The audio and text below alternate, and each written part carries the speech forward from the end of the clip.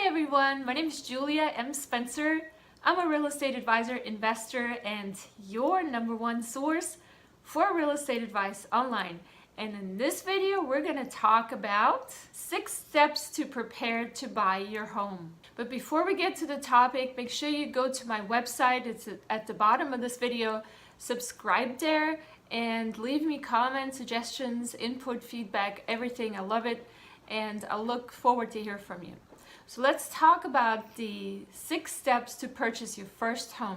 This video is specifically for the new home buyer, somebody who's just getting into becoming a home owner, maybe not necessarily an investor, but somebody who's really looking into purchasing their first home. Some of the things that person needs to look at. Incidentally, this is going to be very specific to actually getting a mortgage loan, this video.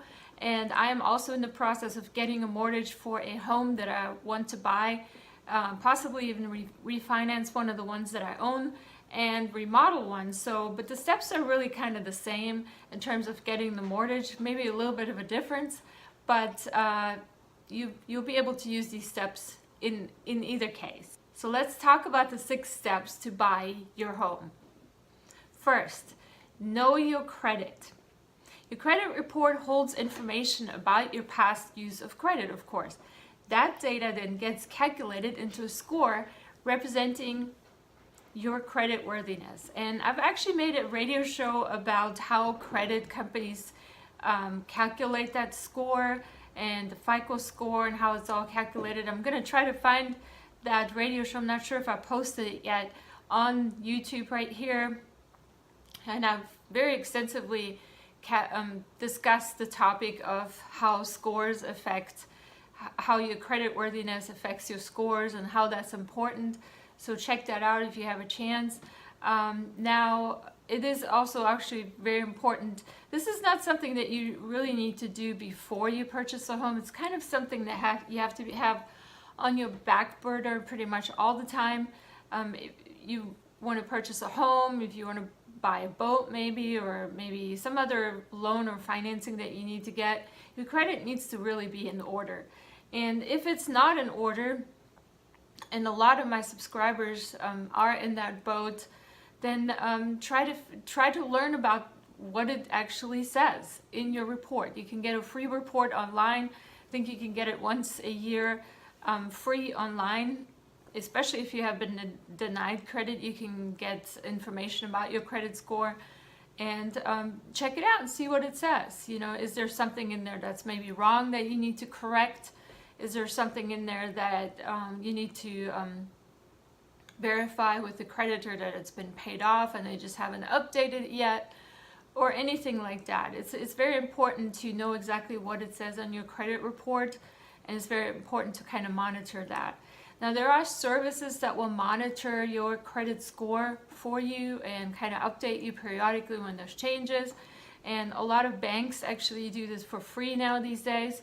I've never really subscribed to any of those credit monitoring services, but what I have done is I went to all 3 credit bureaus and froze my credit basically. So this is sort of a request that you have to make. It might cost a couple of dollars or so. But basically, nobody can access your credit unless you specifically open that report for a specific amount of time and pay a couple of dollars for that particular creditor to see your credit report. And if you don't do that, it's frozen. They just won't give you any credit at all, but also no bad guys can look at it either. So that's actually a really good thing. I may recommend to, I have recommended this on my radio show too. Go to all 3 of the credit reporting agencies. You can go to their websites online and search for freeze my credit report. That's usually a good thing to do. My credit's been frozen for many, many years. Nobody can really access it. Even I can't access it unless I find the little code that they give you. Once you freeze it, you get like a little PIN number. When you find that, then you can unfreeze it. But if you can't find that, then you're kind of stuck trying to find it until you can unfreeze your credit report. So it's a good idea to do that. Monitor your credit report, know what it says, freeze it, and take some time to clean it up if there are some errors or mistakes. Number 2, manage your debt. Well, that kind of goes hand in hand of knowing what your credit report says. Your debt to income ratio is really what I'm specifically talking about, because it can play a key role when buying a home. Try to keep your total debt level at or below 36% of your gross monthly income. Now, recently when I did an application, my loan officer actually said 25% was sufficient, and you might get a loan officer that might give you a different number, but you definitely need to find out who you're getting the loan with, what that percentage must be. And there are worksheets online that you can actually use, and I'm going to post a link at the bottom of this video where you can actually enter all that information and find out what your actual debt to income ratio is, so you know kind of like where you are and where you need to get to. Number 3, have money down for a down payment. That's a biggie. That's usually probably one of the biggest reasons why people can't buy a home a lot of times. They just don't have that large amount that you have to have as a down payment to purchase a home. Now, back in the day when I started investing 20, well, it was like 20 years ago when I purchased my first home, was actually even before that. But I got specialized loans. They were called VA loans because I was married to a military person, that enabled me to purchase a home without a down payment. Subsequently to that, they had something like investor loans that were really high interest fixed rate loans. I think I actually had a loan that was 15% interest rate. It was astronomical, but they didn't require a down payment and they financed the whole thing. So I don't think these loans exist anymore. When I spoke to some colleagues, some other investors recently, they kind of said that kind of just all went out with the mortgage crisis and got thrown out, so you can't get those loans anymore. I still have those loans from back then, so I just kept paying on them, and as long as you pay for them, you're good, right? But these days, you're gonna have to count to have a down payment. In my recent discussion with the loan officer, I asked him, is it still so that I have to get like 20% down payment? And in my case, it was a refinancing thing, a refinancing loan I was trying to get. And indeed, yes, you can probably pretty safely assume you have to pay 20% down payment. If you're doing a refinancing on a home, they'll loan you up to 75% of the value of the home. And there are some mortgage products out there still that will let you put down 5 to 10, anywhere from 5 to 25%, but they're very rare. And I'm guessing that the interest rate and origination points and fees with those kinds of loans are usually much higher than the regular fixed mortgage loans with the low interest rates. Let's get to number 4. Demonstrate proof of income. Well, lenders will review your income history and require like a W-2, tax returns, or similar documentation. This shows your ability to repay a loan. In my case, I don't have any W-2s, haven't had any for a really long time. That's basically a statement from your employer stating how much money you've made in one particular year. You put that money, that amount from that form into your tax return. That's how you file your taxes. That's how you know how much taxes are owed by you, income taxes. So in any case, if you're self-employed or if you're an employee, you're going to have some sort of proof of income. A lot of times, if you are self-employed, tax returns are sufficient. However, if you are incorporated like an LLC, a lot of lenders will ask for at least 3 years of history, so you're going to have to come out with 3 tax returns or even maybe 2 tax returns. They'll also want to have some sort of proof of income of your like in my case, I do a lot of stuff through Airbnb. Airbnb does provide an proof of income form on their website that you can download.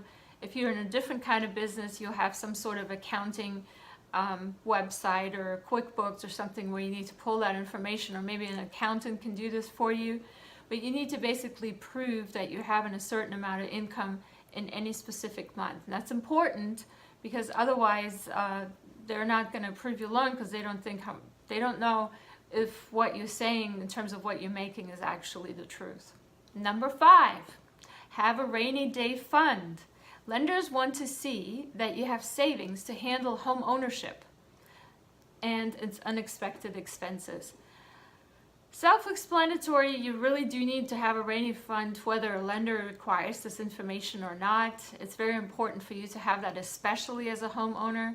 and depending on what kind of home you buy. If you buy a brand new home, there's going to be extra expenses. If you buy a fixer-upper, there's going to be even more expensive.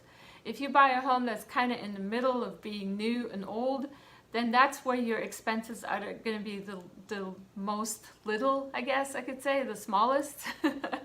Because if you had somebody that kind of maintained the house and it's sort of kind of good, and the updates that you need to do are kind of nice but not necessary, that's kind of your ideal situation, is to purchase a home like that.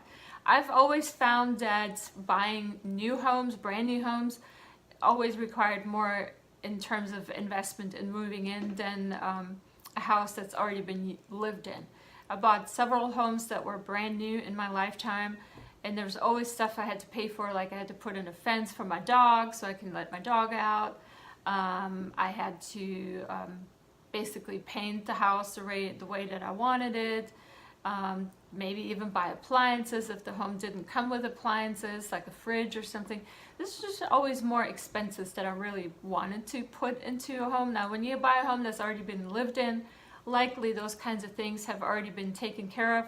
And then on the opposite side of the spectrum, if you purchase a home that's really, really old and it's a fixer-upper, that's when you start replacing your electricity, your plumbing, your AC system, maybe your roof. All that stuff is very expensive.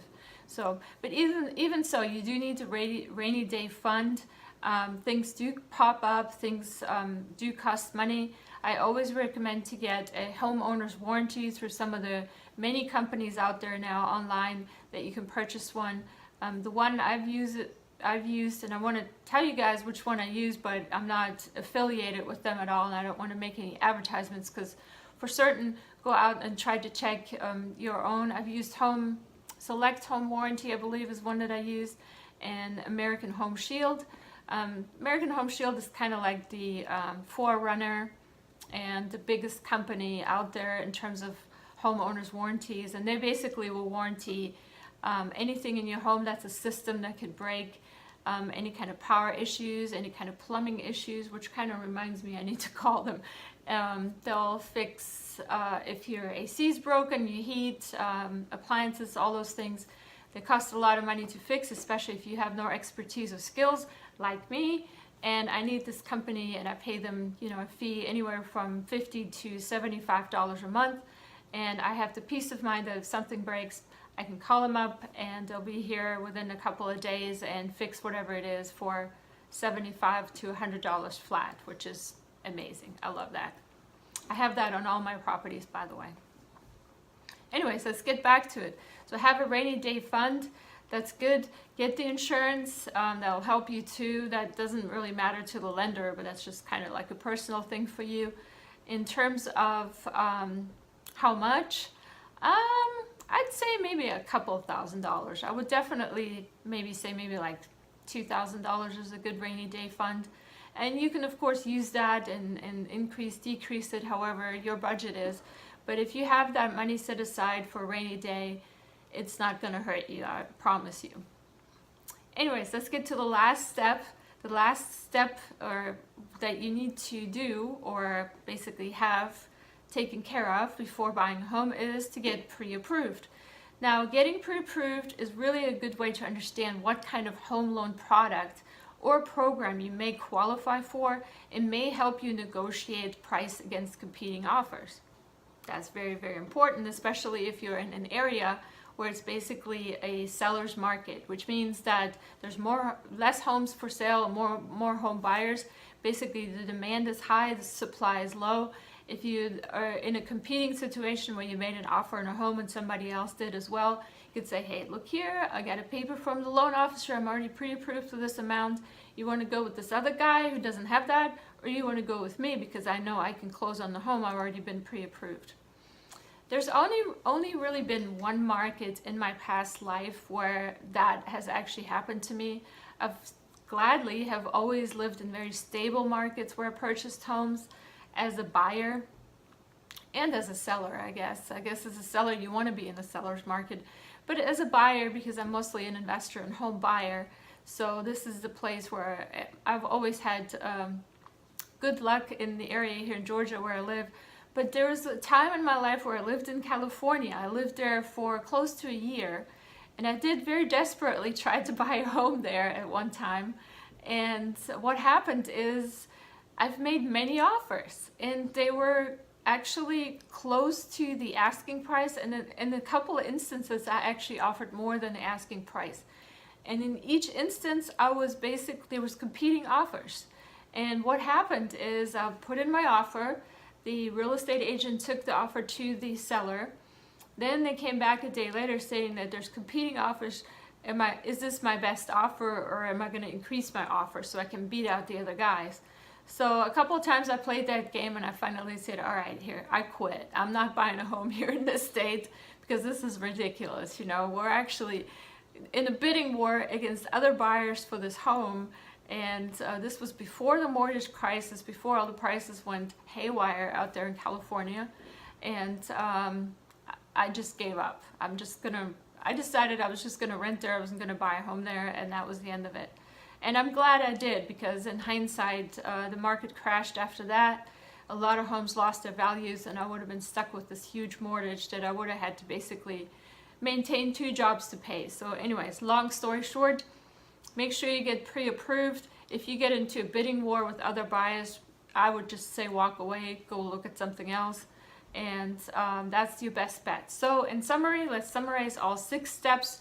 Some of the things that you need to prepare and do before buying a home. Step number 1, know your credit score. Step number 2, manage your debt, which kind of goes with the credit score thing as well. You got to kind of do that all the time. Have cash available for down payment. Don't underestimate the fact that you may have to come up with 20 to 25% of the home's value up front, and demonstrate proof of income. Have a rainy day fund and get pre-approved. And this is another step here that isn't listed on my list here, on my to-do list here. But one thing that you do need to remember, kind of goes with step number 3 as well.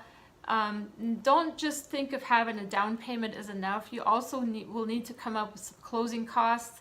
Typically, closing costs anywhere from I want to say maybe like 3 to 5% of the home's value. And it just depends. Don't even quote me on that, because you never know. But there's all kinds of expenses that you may be responsible for as the buyer in terms of closing costs. So make sure you don't just have the down payment, but also money for closing costs set aside. And that concludes my video today on how to prepare to buy a home. My name is Julia M. Spencer. Make sure you subscribe to my channel. At the bottom of this video, you'll get a newsletter with all kinds of cool information and links to other videos. As well, check out my website for my ebooks. When you subscribe to my newsletter, you'll get sent a free guide to real estate investing. So don't forget to do that. And I look forward to your questions, suggestions, ideas, feedback, and everything else. Don't forget also, I do actually have here in Savannah, Georgia, a radio show that I host live every Wednesday at noon. You can, of course, in the local area, you can watch it and listen to it. Not watch it, but listen to it. It's a radio show. In the local area, you can listen to it at 107.5 FM WRUULP. And if you are anywhere else in the world, you can just go to the radio station's website. That's not my website, it's the radio station's website.